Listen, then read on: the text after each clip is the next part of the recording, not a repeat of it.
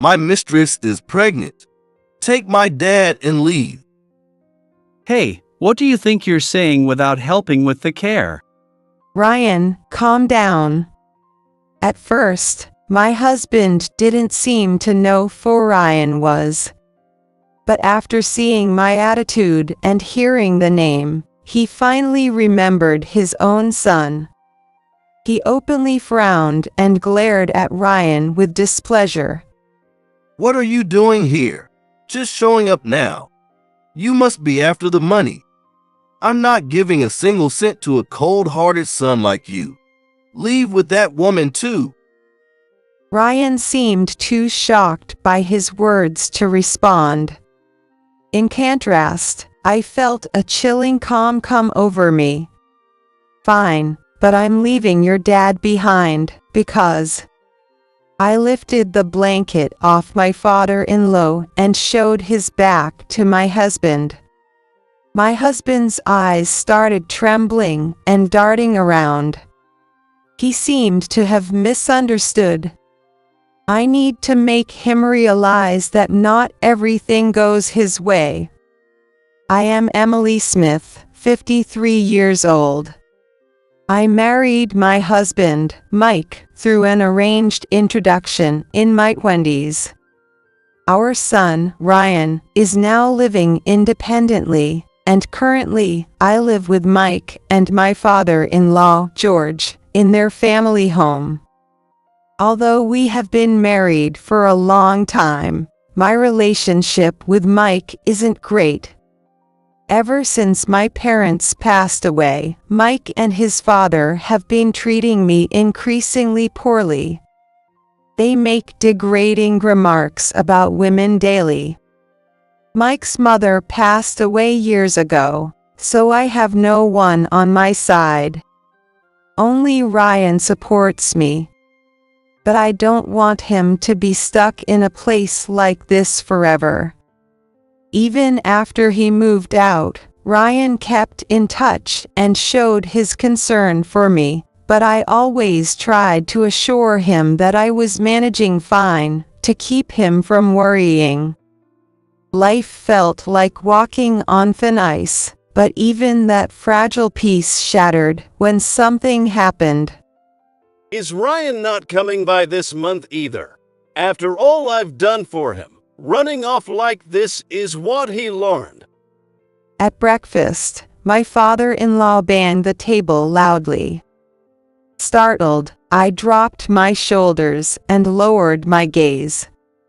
Ryan didn't get along with his hot-tempered grandfather or my husband, who always followed his father's lead and had stopped visiting after starting college. He kept in frequent contact with me and showed his concern, but I never told him to come by. I didn't want my dear son tied to a place like this. Hey, are you listening? It's because you waste time working instead of caring for the housework. Women like you shouldn't have gone to college, wasting time on titles instead of being useful. Despite being married to Mike for years, my father-in-law has never once addressed me by name. All I ever heard were terms like hey or you, spat at me with disdain. Naturally, he'd never said thank you or apologized either. Mike, influenced by his father, rarely used my name as well. To both of them, it seemed like I was just a housekeeper. A woman should keep the house, but you're still playing at being a teacher in that calligraphy class. It's disgraceful. Exactly, Mike. She acts up because you let her get away with it. You should be stricter with her. My only solace was that Ryan had grown up unaffected by the outdated views of these two. Responding to them only added fuel to the fire. So I stayed silent and kept doing my chores. When Ryan was at home, he would speak up if things got too bad, but every time I won an argument, the two of them became extremely emotional. Sometimes it would even get physical, and now that I've fulfilled my biggest duty of raising Ryan with the right values, there was no reason to exhaust myself arguing. However, since Ryan moved out, they seem to think I've finally become obedient, and the atmosphere at home has only gotten harsher.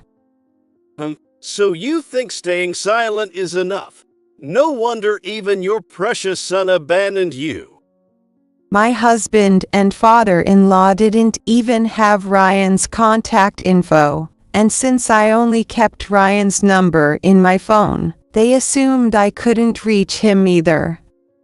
It angered me that they thought Ryan was so heartless, but saying something would only make things harder for Ryan. I felt pathetic for not being able to defend my son, but I chose to remain silent. It's because you spoiled Ryan that he doesn't contact us now. Do you understand how much that's your fault? Mike glared at me as he shoved his breakfast plate my way. More than half of the food was still left, all of it vegetables. The immaturity was astonishing. You're still not good at cooking, are you? How many years have you been cooking in the kitchen? You ignore your duties to focus on your hobbies, and this is the result. I don't need this kind of food either. Get it out of here already. It's inedible. Both of them hated vegetables, especially raw ones, so whenever I served them, they complained that it was proof of my poor cooking skills. They eat fried food without a word, so it's just picky eating. But it seems they can't rest without complaining to me. But you need to eat vegetables too. It's not about the vegetables. Your cooking is so bad I can't eat it. He shouted, and I gave up, throwing the leftovers in the trash. If I only made the meals they didn't complain about, they'd feel sick within 3 days, and eventually fall. And then I'd be blamed for that too, so even if I knew they'd be angry, I had to try and provide a balanced diet. My husband and father-in-law didn't miss the sight of me sighing in exhaustion. What's with that sigh? If you have complaints, say them out loud. Who do you think makes it possible for you to live? If you don't like it, get out. The two laughed, clearly enjoying themselves, knowing I had nowhere to go. It seemed their behavior had visibly worsened since my parents passed away. With no one to turn to for help, they probably felt safe in tormenting me. In front of my parents, neither had shown their true colors. My parents arranged my marriage with Mike out of pure goodwill. They couldn't have imagined the wealthy Smith family would be so full of issues. I swallowed another sigh and quietly resumed my chores. By 10 o'clock, I needed to leave for work. Until then, I had to complete the housework perfectly to avoid any complaints from my husband or father-in-law. What? George was hit by a car in a hit and run. I let out a shocked cry at the call from the police while I was at work. They had called Mike first, but since he was far away, he asked them to contact me as his wife. I had known Mike would be on a business trip for a week, so I immediately left work early and headed to the hospital. My father-in-law was in critical condition, unconscious. Given his age, the chances of him waking up were low. The staff told me to talk to him, but I had no memories of anything other than being insulted by him. Even if I did speak to him, it was only for practical matters, never for casual conversation. The one who truly knew him and spoke with him often was Mike. Once Mike got back from his trip, I'd explain the situation and have him visit. Surely my father-in-law would be happier hearing from him than from me. With that in mind, I decided to do whatever I could for now. No matter how much I disliked him, I didn't want to abandon him. George, Mike will be here soon. Please hang in there. Wake up. I spoke nervously and rubbed his arm. It was the first time I'd seen him this quiet. He was always angry in front of me, so it felt strange. Taking care of him in the hospital while working was tough, but I just had to hold on until Mike returned from his trip. I endured the week with that thought.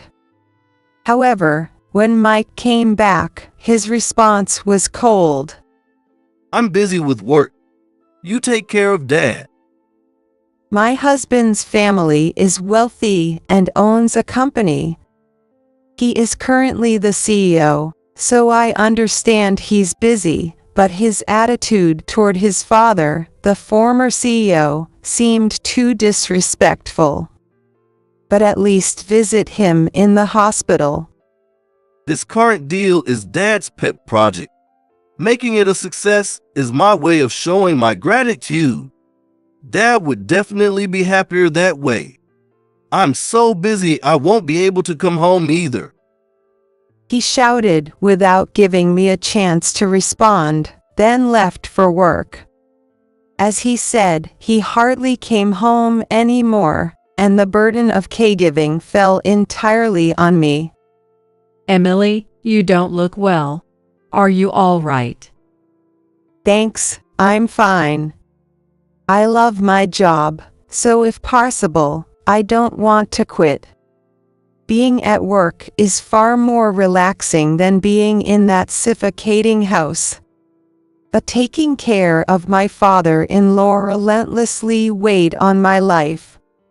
It was about a 20-minute drive from home to the hospital, but the constant trips were exhausting. On top of that, my husband had started becoming stingy with money. Why are the hospital bills this high? He's just bedridden, right? Go talk to the hospital again. If I don't get a satisfactory answer, I'm not paying this kind of money. He's in a coma and can't eat, so the IVs cost money. I've explained this over and over. Are you saying I don't understand anything? Don't insult me. You're just bad at explaining. If you want to pay that much, then you pay it. Why do you think you're working?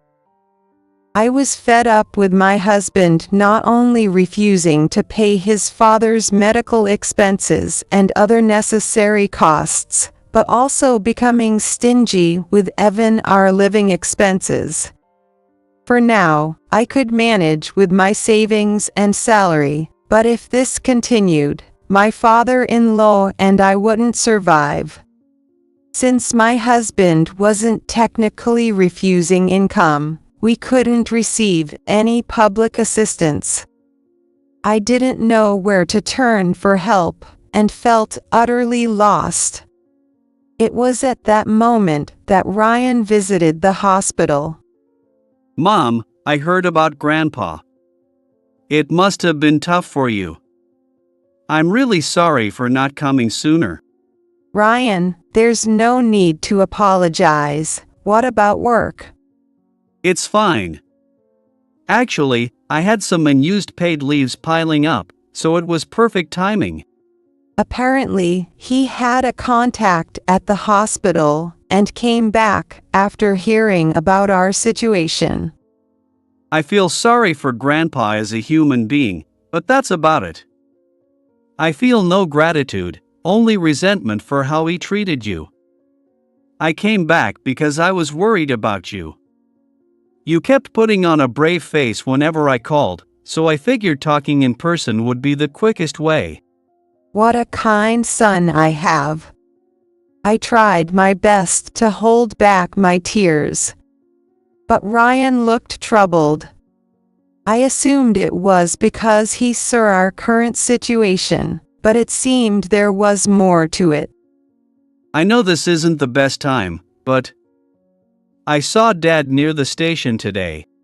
What? But he said he was on a business trip. That was a lie.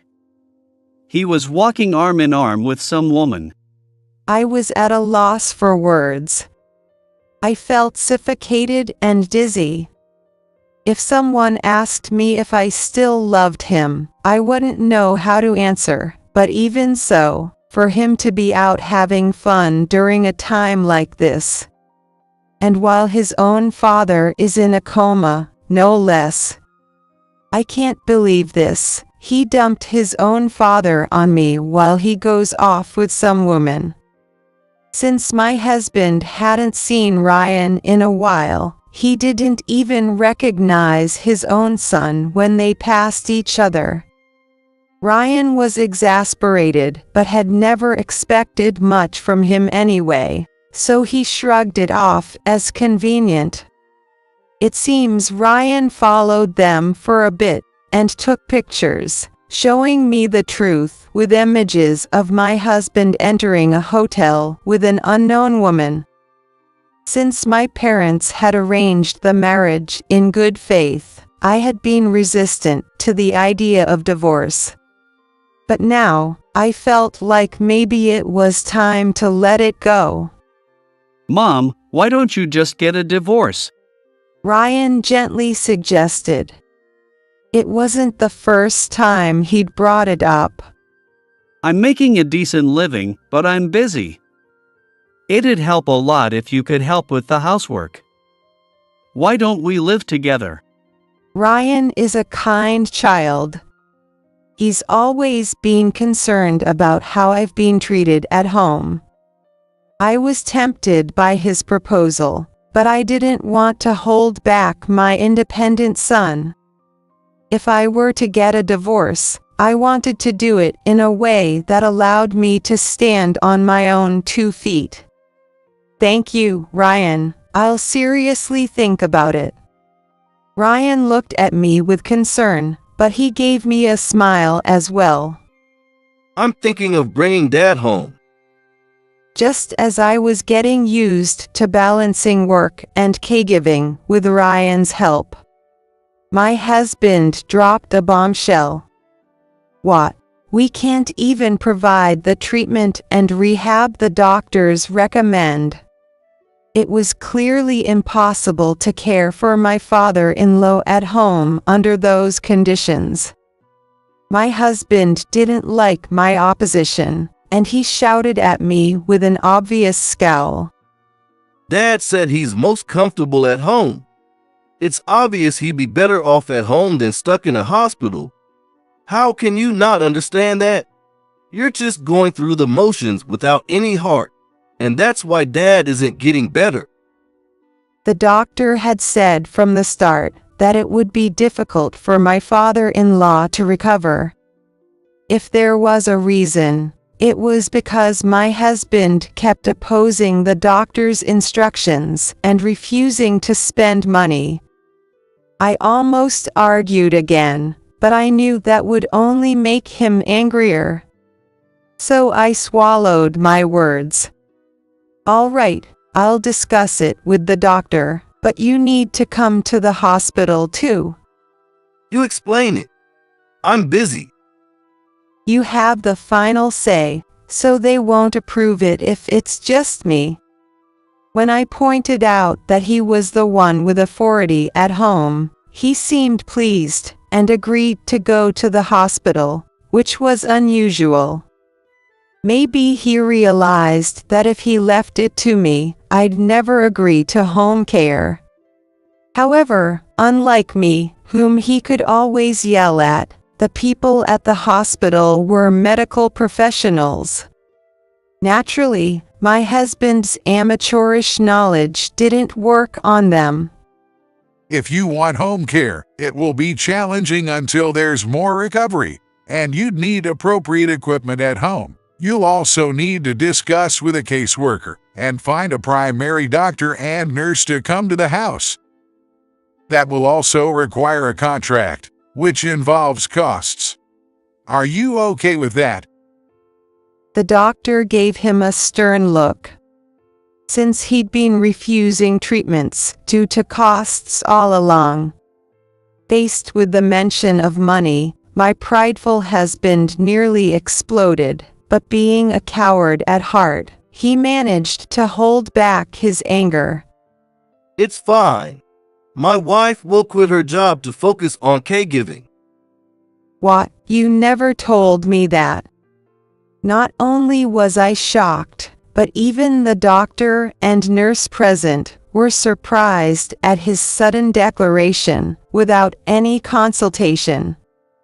However, my husband had finally reached the peak of his anger, and he began yelling at me right there, without any regard for the people around. Do you not care if Dad dies? You're heartless. Even if I gave in here, it was obvious my husband would start withholding money again. If I quit my job, there would be nothing left for me and my father-in-law but a future of poverty. I tried to persuade my husband with the doctor's help, but his resolve seemed unwavering, and the discussion ended without progress. The doctor and I were both at a loss. As everyone involved grew more exhausted, my husband took a shocking action. It happened about a week after he first said he wanted to bring his father home from the hospital. Suddenly, I got a call from him. I had a bad feeling and honestly didn't want to answer, but I couldn't ignore it either. Reluctantly, I pressed the answer button on my phone. Hello.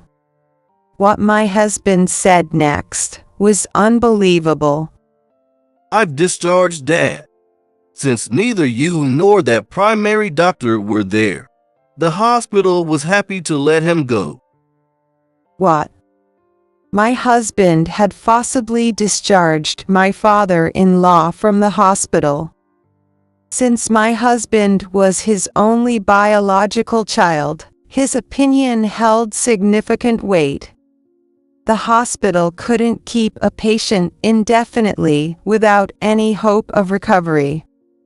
And there were certainly people who found home care more convenient in such cases. Seeing my father-in-law lying in bed, I felt utterly lost. Quit your job and take care of Dad. And now, my husband's harassment began. I resisted, of course, but once my husband was fired up, there was no stopping him.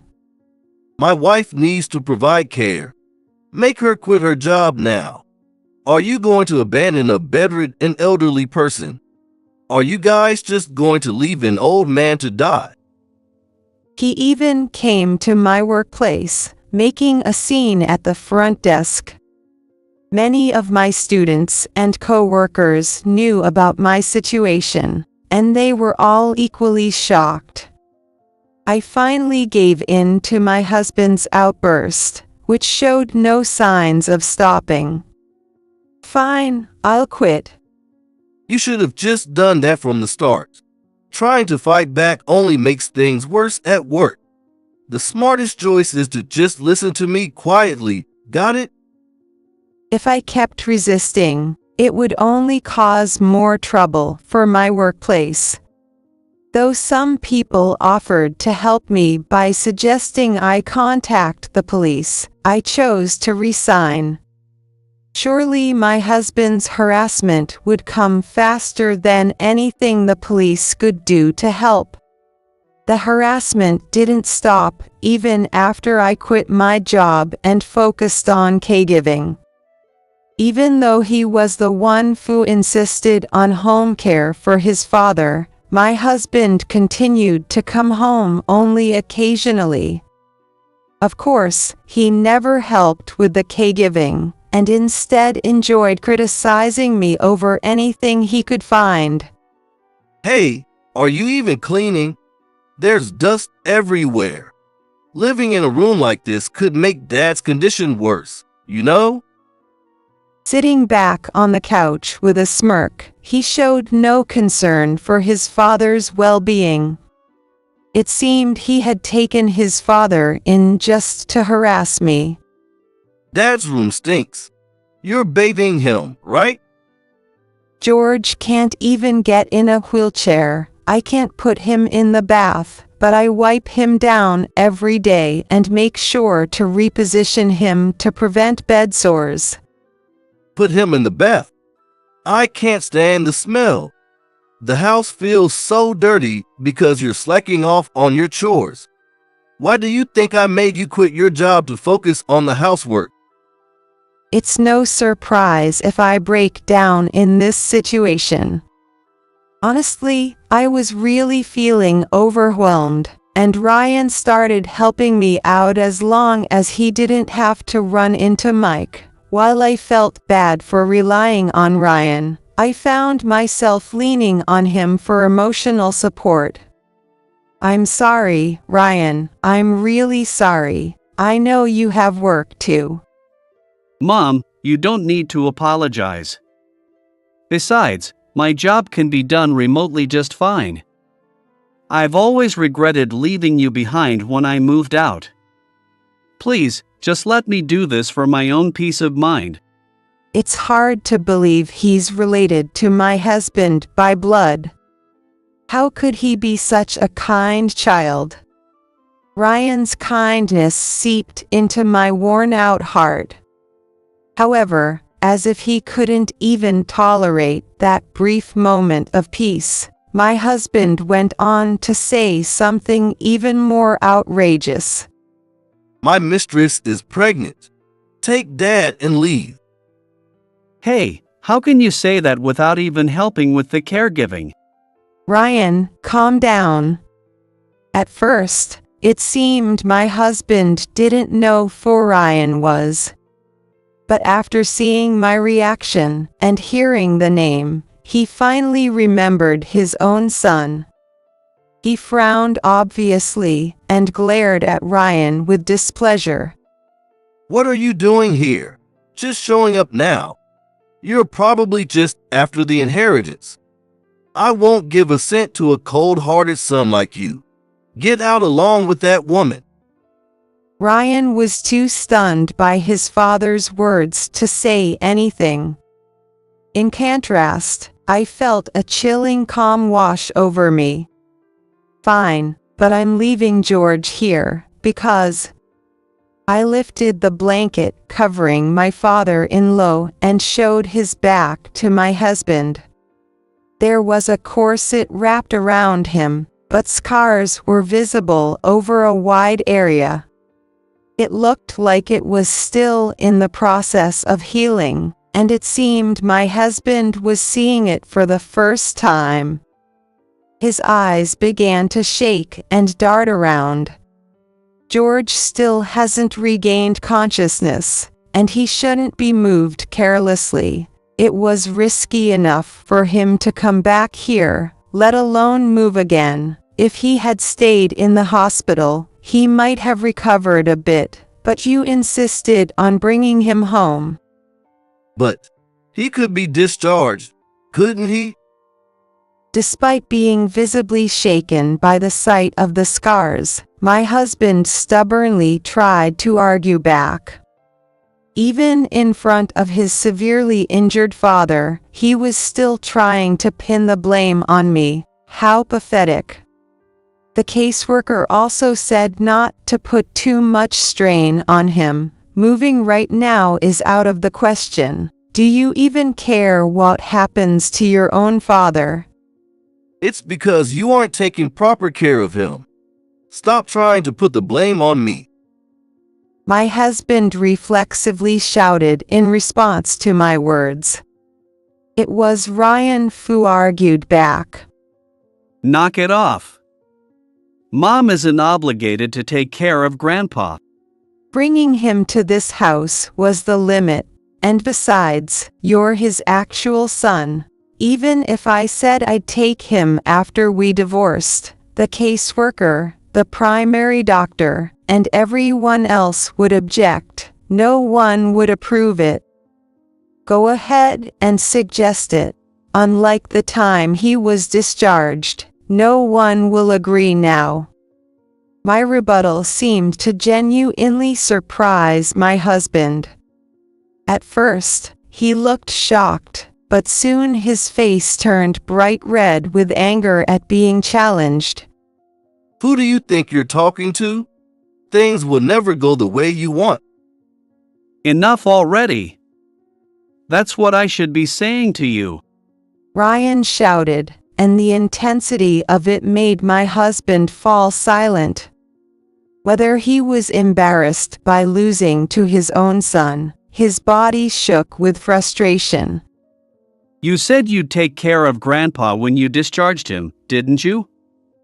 But you haven't even bothered to come home most of the time. Ryan found this out after asking his contact at the hospital. There are also plenty of other things I could use against my husband if I wanted to.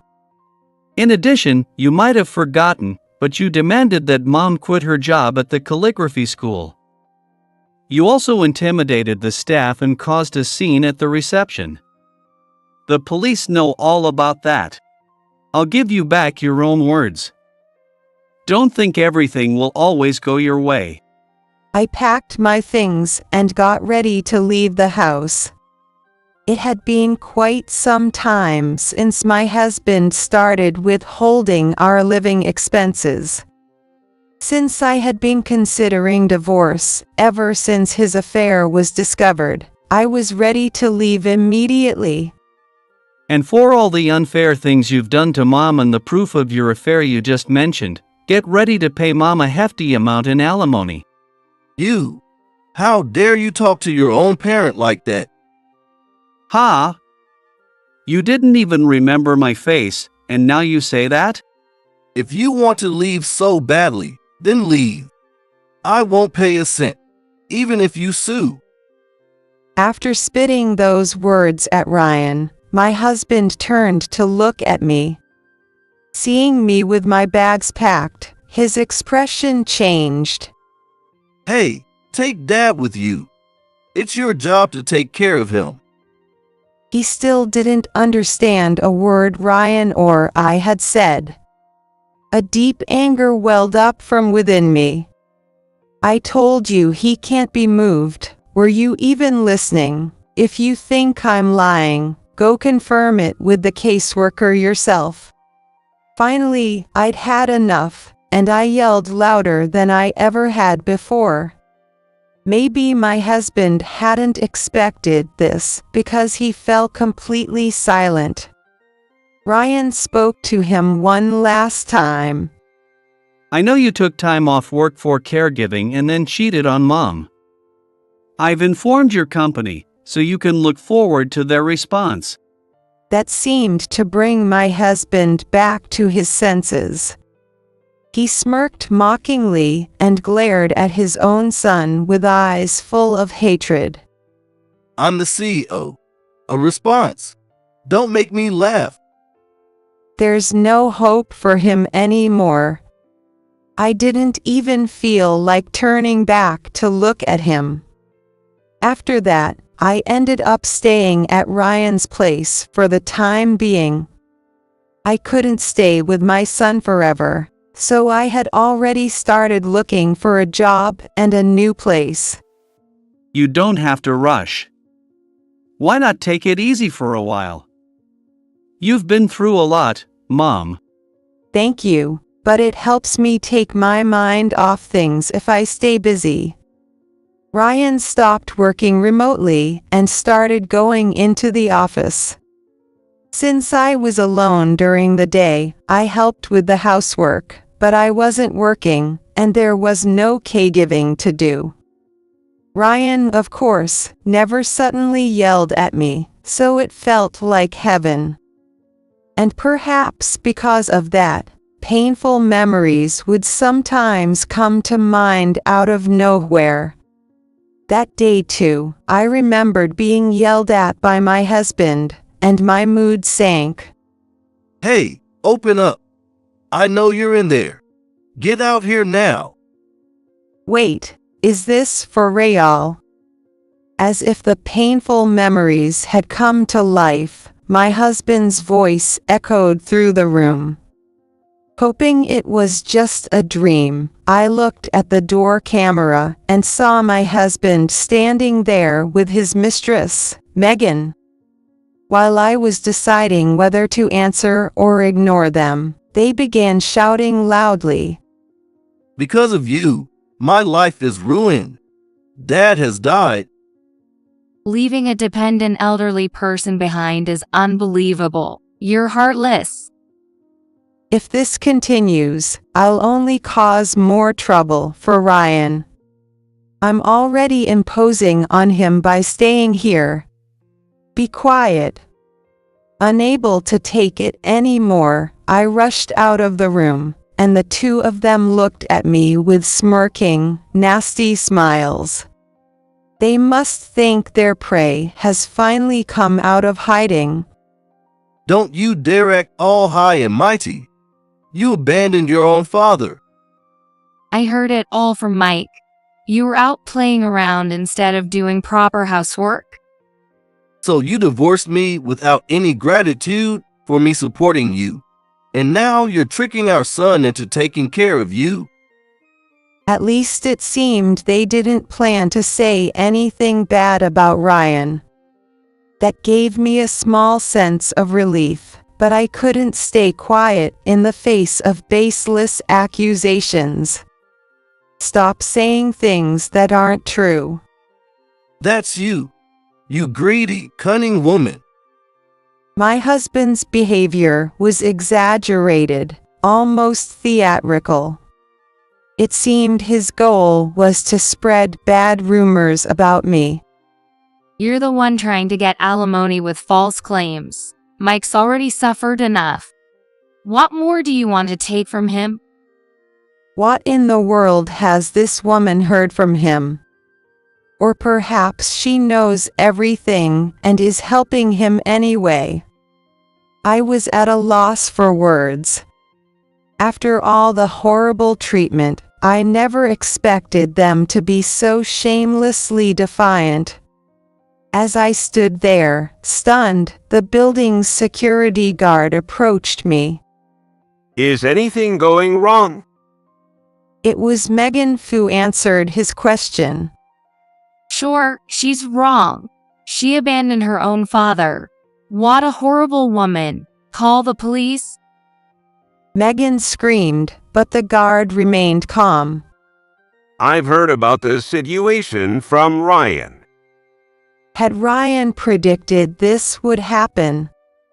The guard glared at my husband and Megan. I've already called the police, so you two will need to come with me. Emily, please go back inside. Ryan will be back soon. As I was being led back to the apartment, the police arrived and put a hand on my husband and Megan's shoulders. She's fooled all of you. Yes, we're the real victims here. No matter how much they yelled, the fact remained that they had caused a scene in front of someone's home, and it seemed Ryan had already informed the authorities, so the two of them were taken away without argument.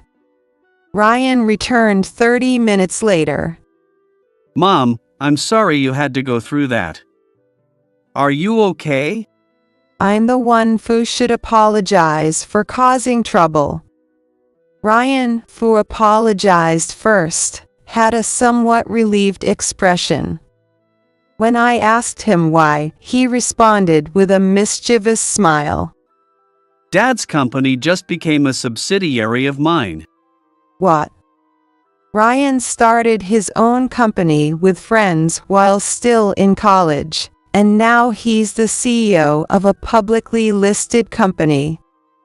My husband always said that Ryan's success was just a temporary thing, that people were only interested because he was young, but it seems the real short-lived success was his own.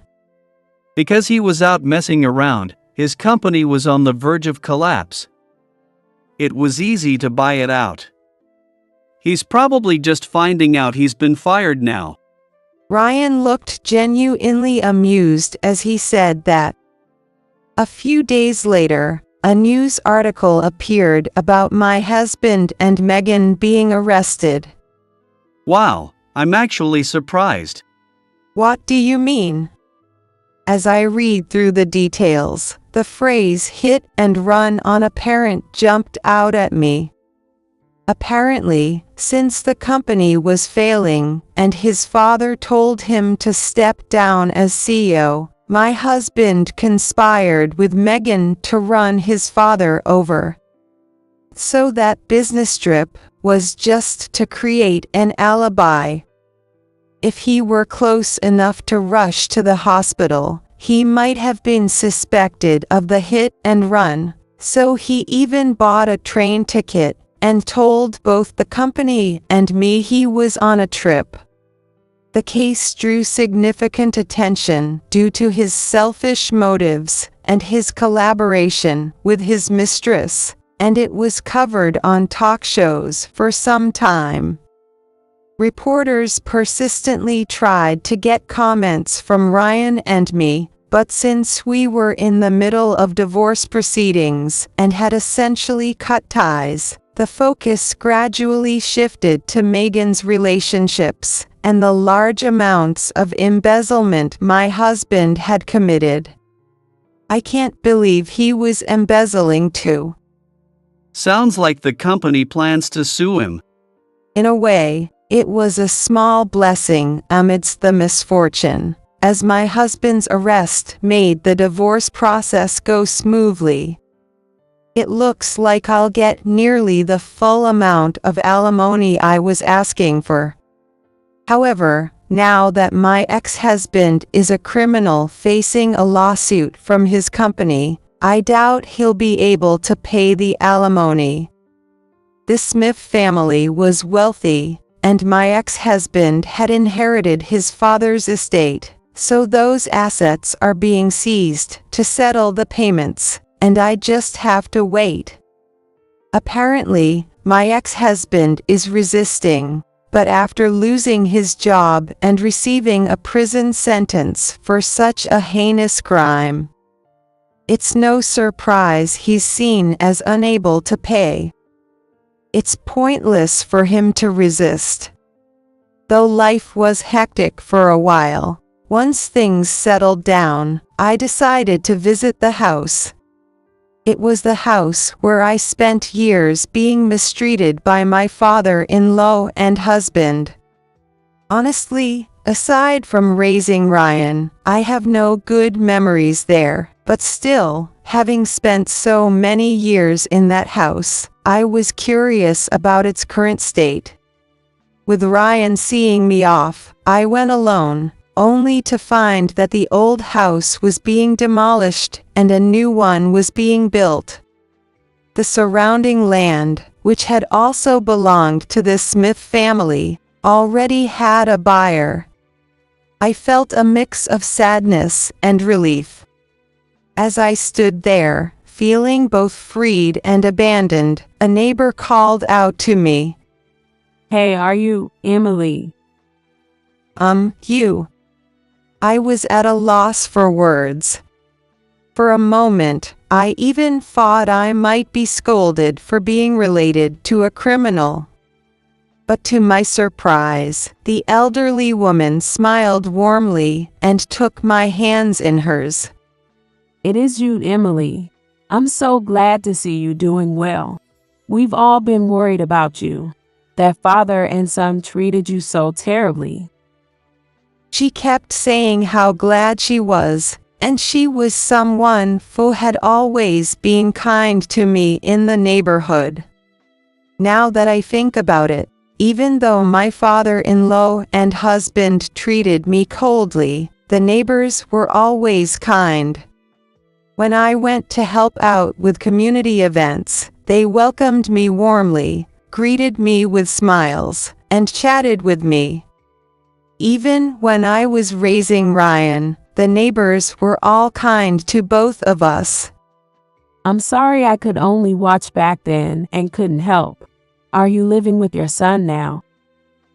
Yes, well, thanks to everyone, I've moved to a nearby town. That's good to hear. I'm relieved. Take good care of your son. The elderly woman smiled warmly and handed me a chilled bottle of water. A few more neighbors gathered, and we chatted. When they heard I had divorced and was now living with Ryan, they were genuinely happy for me, as if it were their own joy.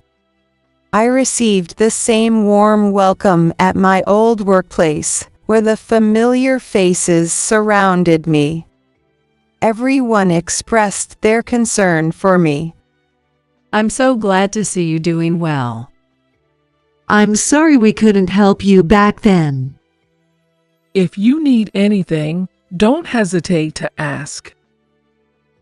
How kind they all were. When I was being constantly berated by my father-in-law and husband, I hadn't truly noticed the people around me. I hadn't realized there were so many who cared about me. Thank you, everyone. Feeling saved, I stood there, surrounded by my coworkers, and cried for a while. It turns out Megan had a history of other frauds, and she also received a prison sentence. The investigation revealed she had a common-law husband, and the baby she was carrying was his. She had approached my husband purely for his money. She realized my husband hadn't yet inherited any wealth, and that his father intended to leave the estate to Ryan to rebuild the company. So, she manipulated my husband to try to steal the inheritance. My husband was apparently deeply shaken when he found out. But it no longer had anything to do with me, so I just watched it play out as a story on the talk shows. A few years later, I heard through the grapevine that the two had been released, but I don't know what happened to them after that. With their faces so widely publicized, I doubt they'll ever be able to live normal lives again.